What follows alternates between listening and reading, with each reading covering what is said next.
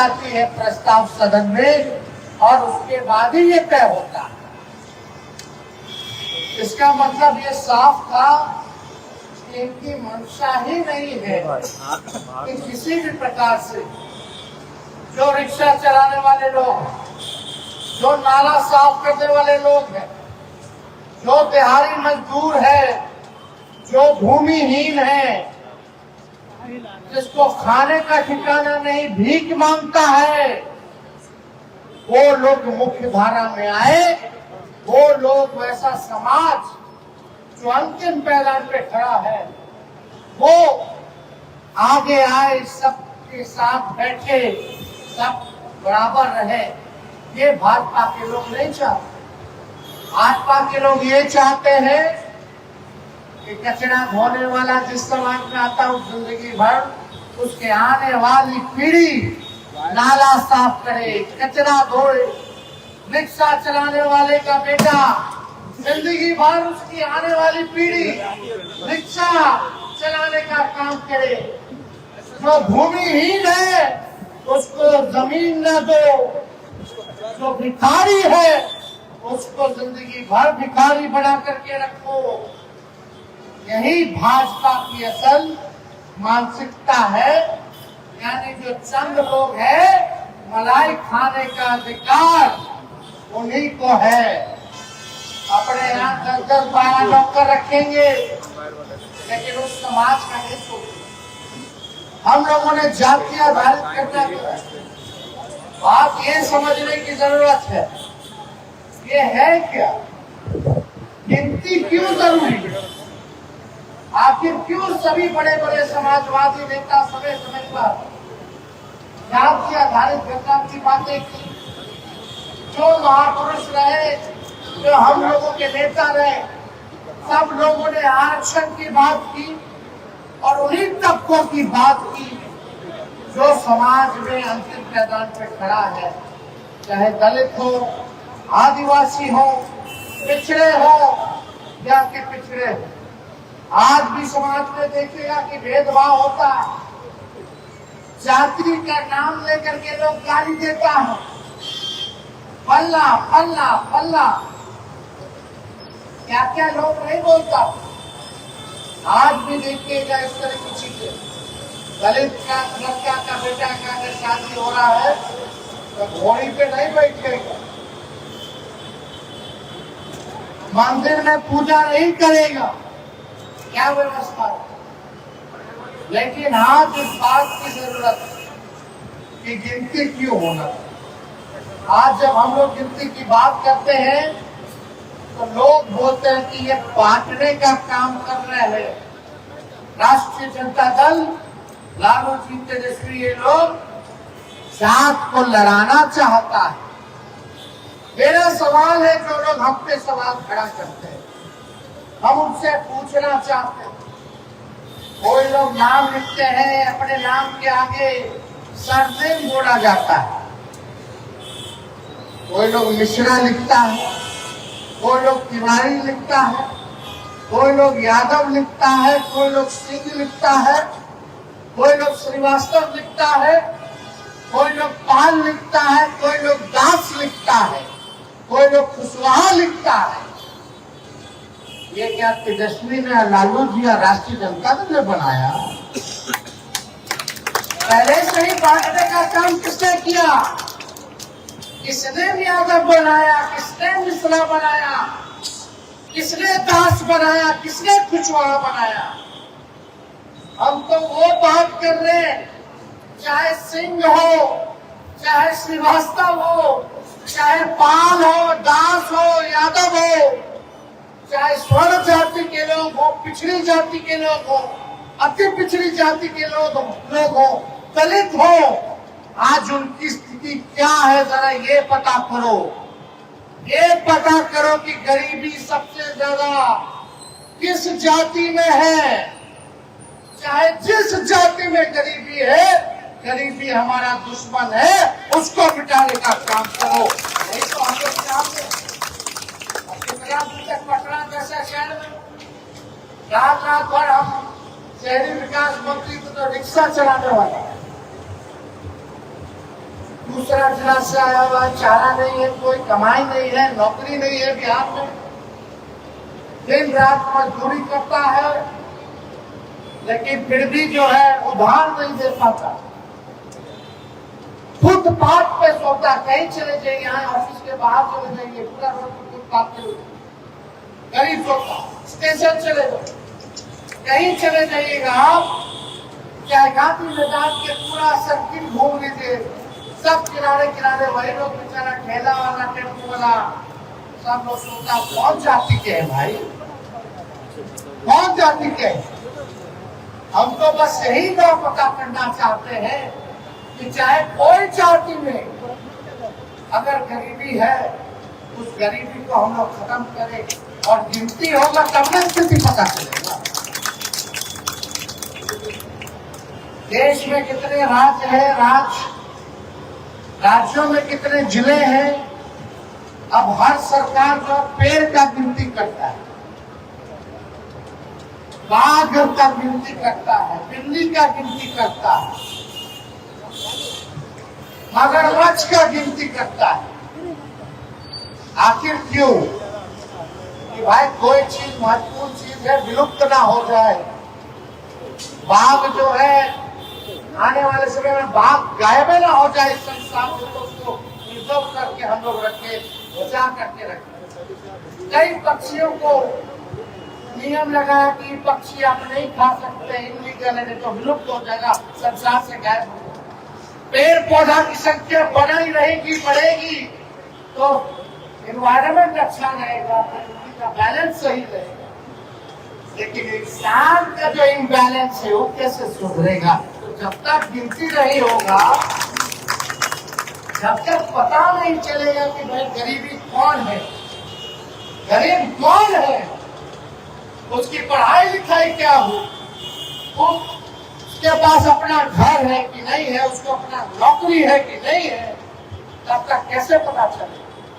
इसीलिए हम लोगों की मांग रही, लालू जी की मांग रही कि भाई किसी भी कीमत पर हम लोग जो है गिनती कराएंगे, कौन जाति के कितने लोग हैं और उनकी स्थिति क्या है, उसी हिसाब से सरकार में जो लोग बैठेगा वो उसी हिसाब से उनके लिए योजना लाएगा, ताकि उनको मदद करे, उनको उठाने का काम करे।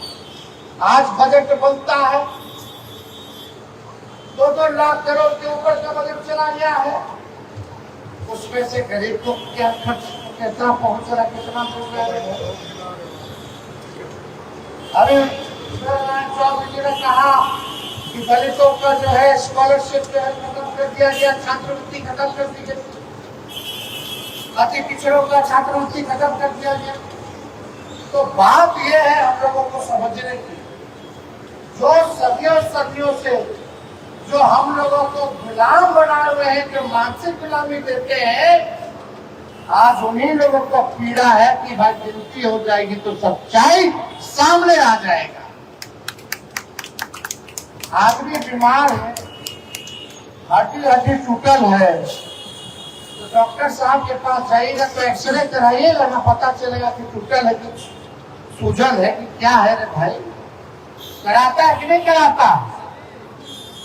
तो वही ना बीमारी जो हम लोगों में है, जो गरीबी, उसका सच्चाई पता कराने का एक्सरे मशीन है जातीय जनगणना।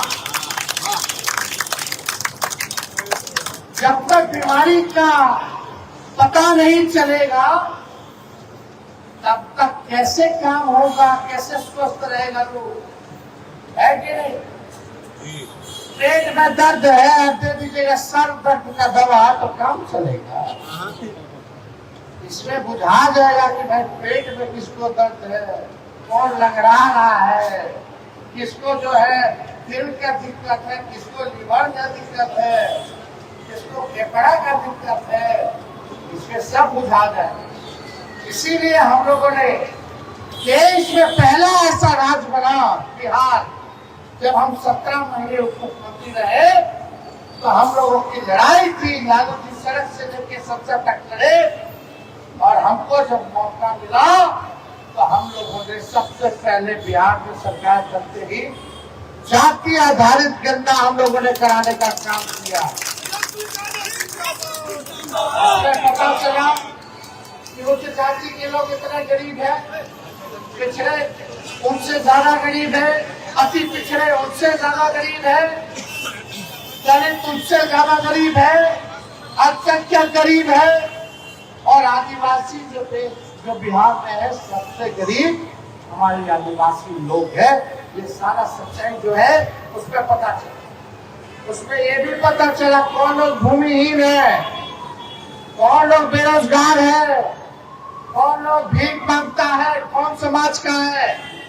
तो हम लोगों ने इसके बाद निर्णय लिया कि भाई ऐसे लोगों को सरकार, हम लोग नियम लाए, कानून बनाए कि जो बेरोजगार है उसको 2 लाख रुपया का हम लोग आर्थिक मदद करेंगे ताकि अपने पैर पे खड़ा हो जाए। जिसके पास जमीन नहीं है उसको 1 लाख रुपया देंगे, और जिसके पास घर नहीं है बनाने का जमीन पर उसको 1,20,000 रुपया हम लोग दिलवाने का काम करेंगे, ताकि उन लोगों के पास काम हो और अपना छत हो, ताकि वो लोग आगे बढ़े। लेकिन इतने में हम लोगों ने तय किया कि ये भी नहीं, सरकारी नौकरी तेजस्वी ने 5 लाख 17 महीने में सरकारी नौकरी दिया। उसमें मान लीजिए आरक्षण पहले नहीं था, उतनी सीमा नहीं थी, 50 के अंतर था, तो फायदा उतना हुआ। फिर हम लोगों ने तय किया और बहाली निकलेगी, 3 लाख को प्रक्रिया अधीन कराए, उस नौकरी को और बढ़ाए, और 3 लाख यानी 8 लाख लोग को नौकरी देंगे। तो 3 लाख को और बढ़ाए, और उसमें हम लोगों ने तय किया कि भाई हम लोग आरक्षण को बढ़ा दें, क्योंकि जिसकी जितनी आबादी, जिसकी जितनी संख्या भारी, उसी हिसाब से उनको उनका अधिकार सम्मान मिलना चाहिए। तो हम लोगों ने 50 से जो नीचे था उसको 65% कर दिया, और 10% जो EWS का जो था उसको एज इट इज रखा, ताकि जो भी सरकारी नौकरी होगी तो समझो 65 जो लोग हैं उनको पूरा नौकरी मिले, जो समाज के आता है। लेकिन इतने में हमारा चाचा जी पलट गए। हम लोग नौकरी दे रहे थे, मानदेय बढ़ा रहे थे, जाति आधारित गणना करा रहे थे, आरक्षण बढ़ा रहे थे, सारा काम कर रहे थे, लेकिन वो पलट गए। वो पलटे पलटे क्या किए नहीं किए, लेकिन उन्हें ना मंत्री साहब मेरे साथ बैठ करके प्रेस कॉन्फ्रेंस किया, और मुख्यमंत्री नीतीश कुमार बार बार बोलते थे, जब जाति आधारित गणना हम लोग कराए तो भाजपा वाला सब कोर्ट चला गया, कोर्ट से रखवाना चाहता था। हम लोग सुप्रीम कोर्ट जाकर के जीत के आए। फिर यही बात हुआ कि भाई आरक्षण जो बढ़ाए हैं, ये आरक्षण देखो फिर भाजपा वाला खत्म करवाएगा। हम तो उसी का समझ गए थे, इसीलिए अनुसूची 9 में डलवाना चाह रहे थे कि अनुसूची 9 में आ जाएगा तो आपका आरक्षण बचा हुआ रहेगा, उसको कोई खतरा नहीं रहेगा, गरीब को उसका अधिकार मिलता रहेगा।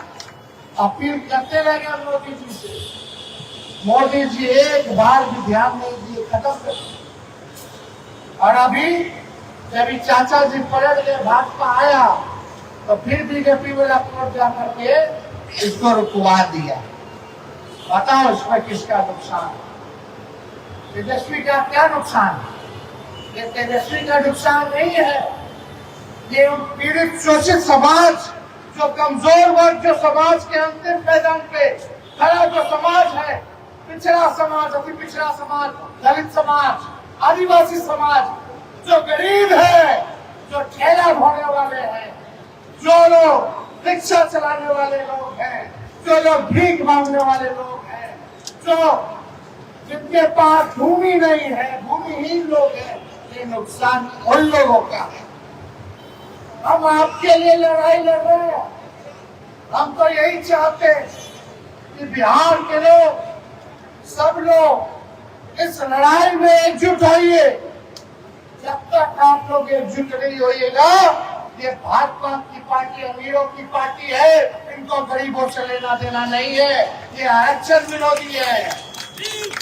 और भाजपा और आरक्षण का एक एजेंडा है कि संविधान को खत्म करो, संविधान को खत्म करो और नागपुरिया कानून को लागू करो। संविधान खत्म हो जाएगा तो आरक्षण खत्म हो जाएगा। आज बड़ा दुख होता है, कई बार जो है अपने आप को जो लोग समाजवादी बोलते हैं, आज उनका चेहरा जो उजागर हो, बड़ा दुख है, पीड़ा होती है। हम तो सम्मान देते हैं, चाचा बोलते हैं, लेकिन वो और उनकी पार्टी आज भी मुंह में दही कमा के करते, एक बार भी उनके लिए आवाज नहीं उठाए। आज उनके बदौलत अगर भारत में सरकार चल रही है, उनके पार्टी के लोग मंत्री हैं भारत सरकार में, अगर भाजपा ने मना कर दिया आज जातीय जनगणना कराने से, 9वीं अनुसूची में बिहार का आरक्षण को डालने से, तो जितना बड़ा दोषी भाजपा है उतना बड़ा दोषी नीतीश कुमार जी। की सरकार चुप्पी साधे, यहाँ बता लेटरल एंट्री करा दिया। जो गरीब है, पिछड़े समाज के, अति पिछड़े समाज के, दलित समाज के, उनको तो भिखारी बनाना चाहता, लेकिन कोई लोग अगर मेहनत करके पढ़ ले, आईपीएस का तैयारी करा ले, आईएएस का तैयारी करा ले, तो उसको भी ये लोग नहीं घुसने देना चाहते। अभी 45 को पद निकाल दिया आईएएस आईपीएस का, बिना आरक्षण को लागू किए हुए, बिना परीक्षा को लिए हुए, उसको कहते हैं लेटरल। लेटरल करके लेटरल एंट्री के बहाने कोई परीक्षा नहीं होगा। ये आईएएस आईपीएस बनेगा तो यूपीएससी क्या करेगा? उसका परीक्षा है, नियम है, कुछ सिविल सर्विसेज के लिए तैयारी होती है। जो दिन रात मेहनत करके आईएएस आईपीएस बनना चाहता है, उनका क्या होगा, ये सोचने की जरूरत है। ये कृषि विभाग में एकल पद के बहाने आरक्षण को खत्म कर दिया है भाजपा के लोगों ने। और दुख की बात है कि कृषि मंत्री अपने आप को ओबीसी करते हैं, भारत सरकार मोदी जी पिछड़ा कहते हैं, और फिर बोलते हैं अभी इंटरव्यू में चुनाव में ज्योतिरादित्य चौधरी ने बोला कि हम तो इंसान है, ये नहीं है, हम तो भगवान के रूप। ये बात बोलने वाला लोग, तो आप लोग सब लोगों को ये हम लोग कह रहे हैं कि एकजुट होइए और लड़ाई लड़िए, अपने अधिकार को जानिए। कहावत है ना, जो सोवत है तो खोवत है, सोए रहोगे तो खोते रहोगे, कुछ होना ना जाना नहीं है। जो आज थोड़ा बहुत कई लोगों के कुर्बानियों के बाद, संघर्षों के बाद, हमारे समाजवादी नेताओं के संघर्ष के बाद, लालू जी के संघर्ष के बाद जो कुछ भी सम्मान मिला है, आवाज मिला है, लालू जी ने दिया है, वो भी लोग छीन लेगा। इसलिए आप लोग सब लोग एक होइए। हम लोग किसी का बुरा नहीं चाहते, हम सबको साथ लेकर के चलना चाहते हैं, चाहे कोई जात के, कोई धर्म के हो।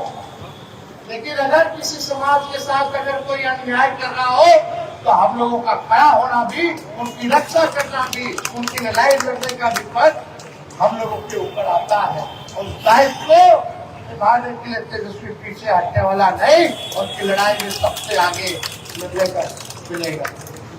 तो इसलिए आप सब लोग आए हैं, हम लोगों का ये लड़ाई है कि भाई इस काम को जो है हम लोग करें, जन जन तक जो है अपने विचार को, जो हम लोगों ने चर्चा की, उसको जन जन तक आप लोग पहुंचाने का काम करें। बहुत तरह का साजिश चलेगा, चुनाव होगा, क्या होगा, ये है वो है, दिन भर हम लोग तो गालियाँ खाते हैं और जितना गाली देते हैं उतना मजबूत होते हैं।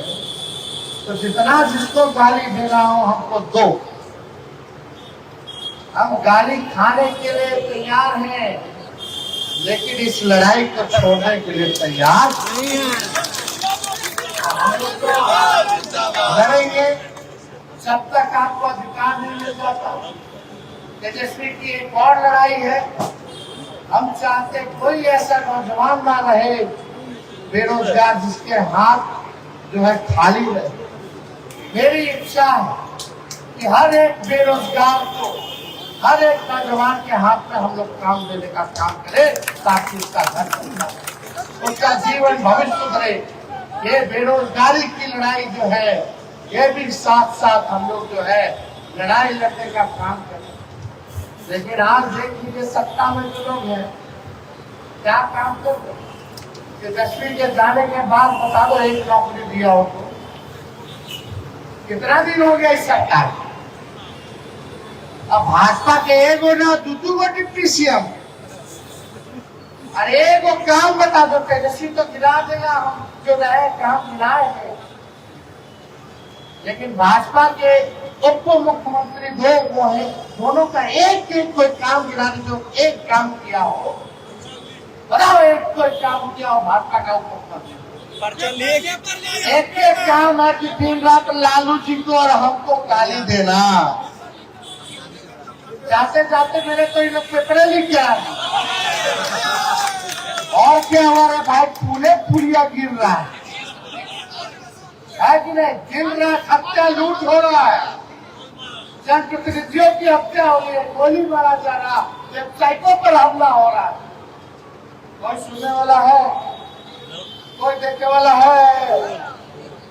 बस इनको चुनाव जीतना है। चुनाव काहे जीतना है? आपके भलाई के लिए नहीं, बिहार के तरक्की के लिए नहीं, तो खुद बने रह जाए मलाई खाने के लिए, इसलिए चुनाव। हम लोग कितना सा विपक्ष में गए और तेजस्वी राजनीति में तब आए जब हम विपक्ष में थे। हम पे केस मुकदमा किया सब करते में लोग जो सांच को आज किस बात की, सच की जीत होती है, सच की जीत होती है। और आप भी देखिए कब से 17 से मुकदमा करना मेरे ऊपर क्या हो गया, और मजबूत हुए कि नहीं हुए।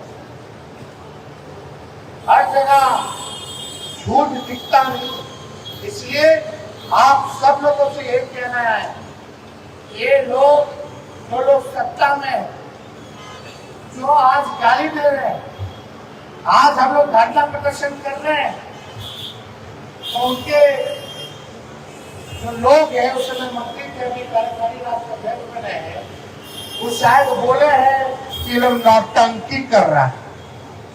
जो राष्ट्र कार्यकारी राष्ट्राध्यक्ष है, तो मंत्री थे जब हम मुख्यमंत्री थे, वो मेरे साथ ही ना बैठ के प्रेस कॉन्फ्रेंस कर रहे थे भाई। मुख्यमंत्री जी के सब मंत्री सब मेरे साथ ही ना बैठ के प्रेस कॉन्फ्रेंस मेरे नेतृत्व में किया कि भारत सरकार को हम लोगों ने भेजा है 9वीं अनुसूची में डालो, और भारत सरकार जो है बेईमानी कर रहा, आरक्षण विरोधी है, वही लोग ना बोलते। हम जनता दल यूनाइटेड के लोगों से केवल एक सवाल पूछना चाहते हैं, अगर पत्रकार भाई इस सवाल का जवाब ले, चाहे वो कुछ भी बोले, एक सवाल का जवाब लेकर क्या जाना, पूछना कि वो लोग चाहते हैं कि नहीं चाहते हैं कि इस आरक्षण को 9वीं अनुसूची में डाला जाए या ना डाला जाए, हाँ या ना। जरा पूछना नीतीश बाबू से, नीतीश जी तो बोलेंगे नहीं कुछ, उनका तो अब बिहार से चल नहीं रहा, तो उनके पास आस पास सबसे बेटा सब बैठा हुआ है, वही बिहार चला रहा है, वही दिन रात पुल गिरा रहा है, पुलिया गिरा रहा है, ट्रेन की एक्सीडेंट करा रहा है, पेपर लीक करा रहा है। बिहार तो चले, लेकिन उन नेताओं से जो लोग यही अलगा लगा करके गाली देते हैं, दिन भर विकास मॉडल की दुआई देते हैं बिहार में, उनसे पूछो अनुसूची 9 में शामिल होना चाहिए कि नहीं होना चाहिए। और जब तेजस्वी जी प्रेस कॉन्फ्रेंस कर रहे थे सचिवालय में मंत्रिमंडल में, तो आप प्रेस कॉन्फ्रेंस में आप भी बैठ के बोले थे कि नहीं बोले थे?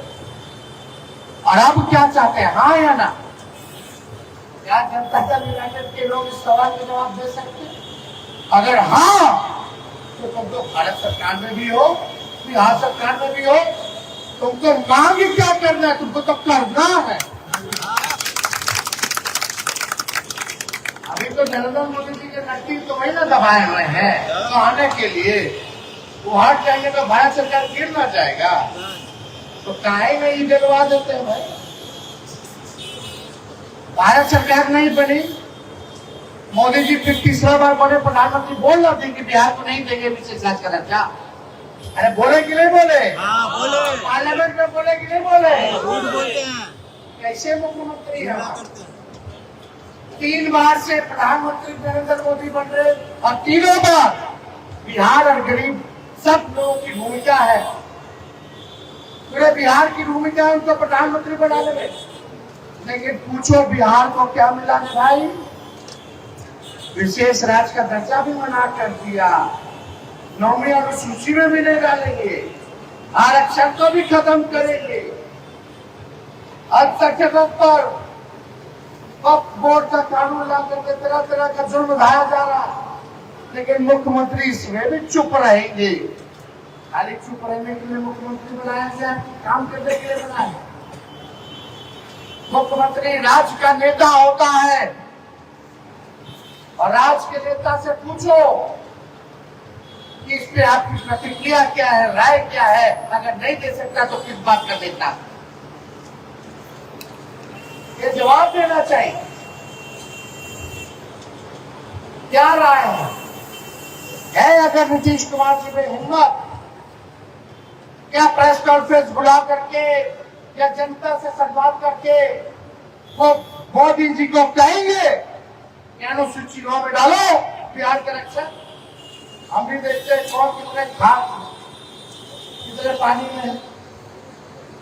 तो बोले ना बोले, लेकिन इस लड़ाई को किसी भी कीमत पे, चाहे भारत सरकार हो या प्रधानमंत्री को घुटने पे टिकाना पड़े, हम लोग टिकाने का काम करेंगे।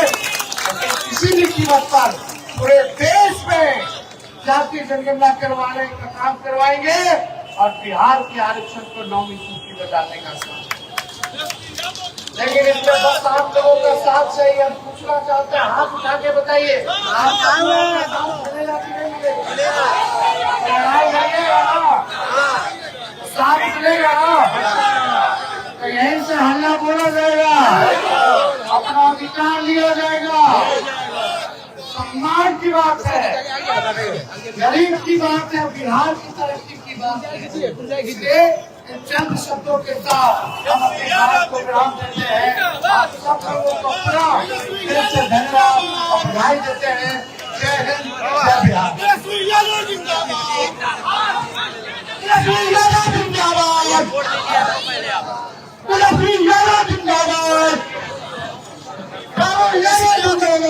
उसका कोड दे दो।